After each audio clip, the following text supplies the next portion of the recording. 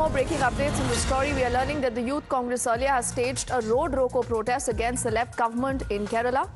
And the Youth Congress also believes that the Pinarayi Vijayan government is shielding the accused in the case. Water cannons were also used later to disperse these protesters. These are images of a little while earlier. I'm told Varshini is also joining us and she has been tracking the story. Varshini, do these protests still continue and has there been any response, if at all, that has come in from the government?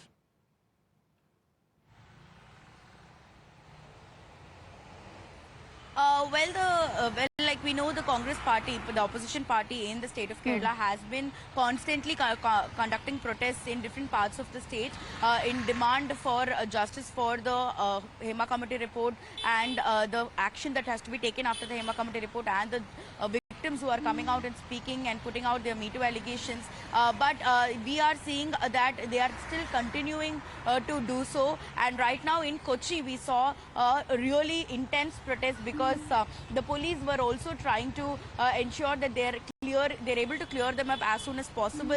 They used water cannons. They in fact tried to immediately take all of them and send them for detention. But the protesters resisted as much as possible and they tried to continue the protest. But still the police somehow managed to clear them. And before that, there was a scuffle that broke out. The police had literally had to drag these protesters and lift them up and carry them into the police vehicle to take them out from the place, because this is one of the main roads of Kochi and they had completely blocked in and sat down for protest. But right now the protests are over, but these protests are not, what to be noted is that this protest is still continues what the Congress party is saying at this point. Though it was a youth Congress that conducted the protest today, there could be other wings of the Congress party that could take up and continue this protest, are what we are able to understand from the ground.